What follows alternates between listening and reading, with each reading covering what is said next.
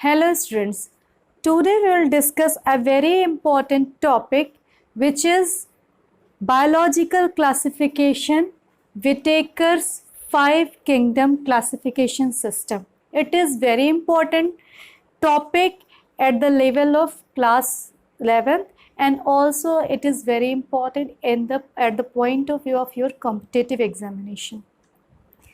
What is this? We have seen the word biodiversity. What is this? There are so many varieties of plants and animal and even the living organisms. Their study, their structure, their characteristics.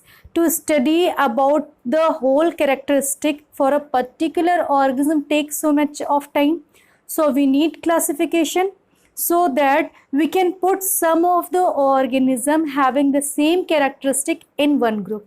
It will be easy for us to study about the organisms. Okay, so the classification, meaning the sorting of out the organism on the basis of their basic characteristic, was a big task.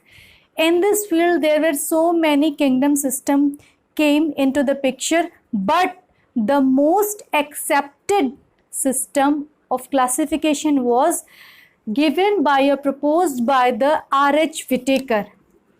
R.H.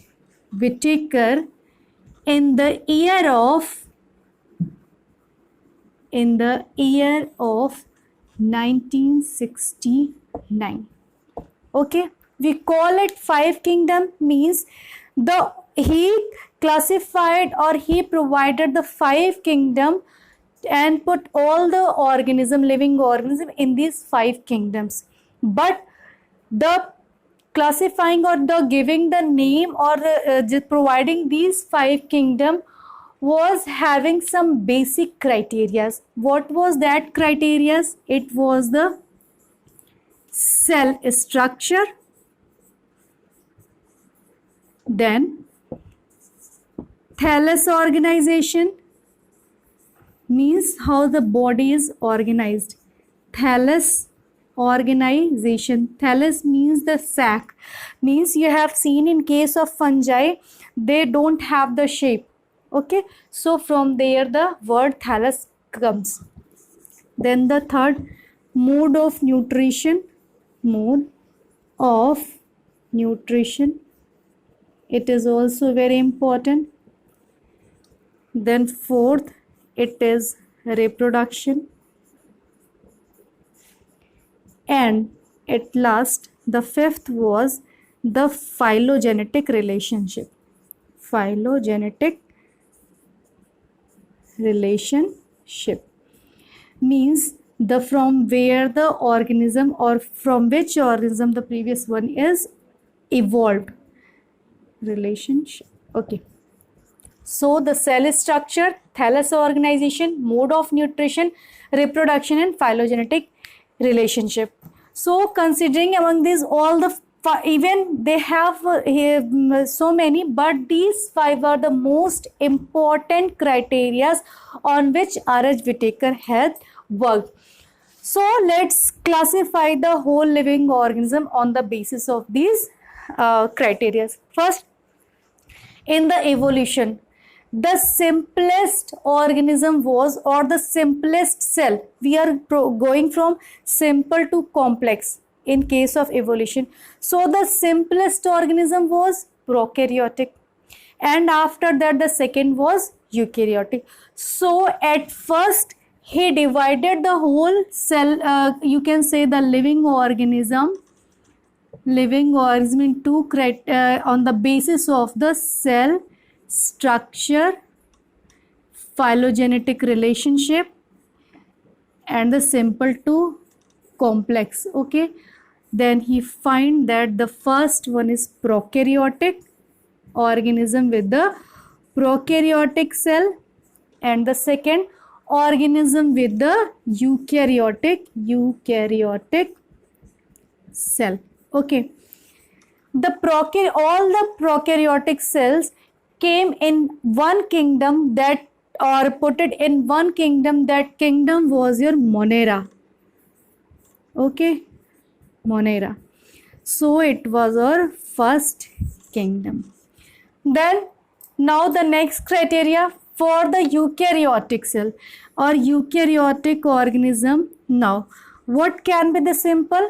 It can be the unicellular, and the second it can be the multicellular. So the unicellular organism, unicellular, and the second can be multicellular. Okay, cellular. So unicellulars, in this he provided the second kingdom, that was Protista. Protista. It was your second kingdom. Okay, first and then the second. In the Protista, all the unicellular eukaryotic cell, means the eukaryotic cells having the unicellular organism were put in one kingdom, that was the Protista. Now the multicellular, here what was the number of cell? The criteria was number of cell in organism. Now in case of the multicellular, there were the two criteria. First, the mode of nutrition. Mode of nutrition. What can be the mode of nutrition? It can be autotrophic, heterotrophic,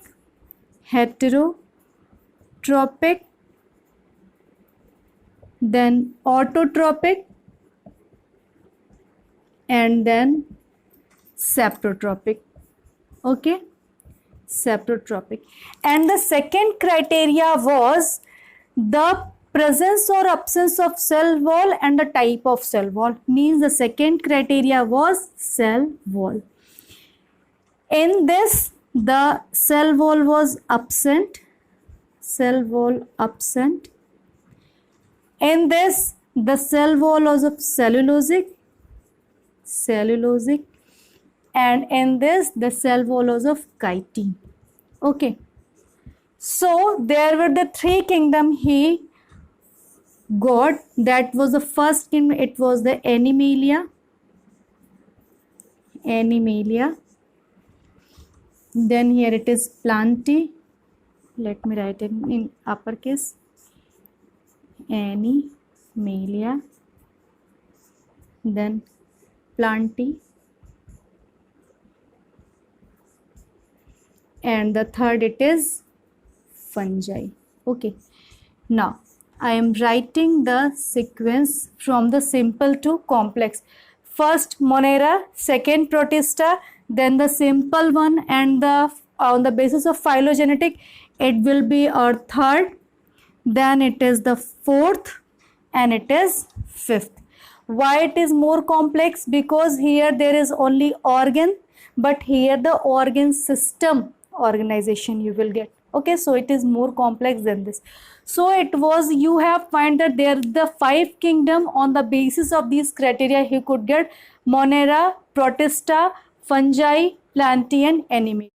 So let's just see what are the characteristic of these kingdoms. It is your Monera, Protista, Monera, then fungi, Plantae, and Animalia. Okay, Animalia. Let's just try to see what are the distinguished or important features of these kingdom. So we will consider our criteria. First criteria will be cell type. In case of Monera, it is prokaryotic. Clear? Prokaryotic. Here it is eukaryotic. Okay, then the second, it is cell wall. Here you will find the Monera. In case of Monera, the cell wall is non-cellulosic, or sometime it is of peptidoglycan. Okay, peptidoglycan, which is made up of two amino acids, that is the NAG and NAM, N-acetylmuramic acid and N-acetylglycosamic acid. So, but we'll see, and they are made by the cross links. So, what is these? Basically, it is peptidoglycan. Then, in case of the protista, there may be the presence of cell wall or may not be. Okay. For example, in case of paramecium, it is unicellular organism, eukaryotic, so it is under the protista without cell wall. But in case of your Euglena, it is having the cell wall. So the fungi here, the cell wall is made up of chitin. Here it is made up of cellulose. Here it is, the cell wall is absent. Then your third, nuclear membrane. Nuclear membrane, as in case of the prokaryotic cell, the nucleus is not, you will see the nucleus is not very much developed. It is not having nuclear membrane, means it is absent because it is prokaryotic. But in these, it is present in other four kingdoms. Okay. Exception you will find. For example, in case of RBC, there is no nucleus, but there are some other criteria why they are comes under the eukaryotic cell. Then the fourth one, the body organization. Body organization. Simple to complex. Okay. So here it is cellular. It is also here cellular. Here it is multicellular. But important thing, there is a loose tissue, and that loose tissues are known as thallus, which we had discussed earlier. Then in case of the plant, there is a tissue and organ level. But in case of the animal, which is more evolved, tissue, organ, as well as organ system level you will find. Okay. So, organ system. Then our fifth criteria, the mode of nutrition. Mode of nutrition. Okay. Mode of nutrition, here it is saprophytic.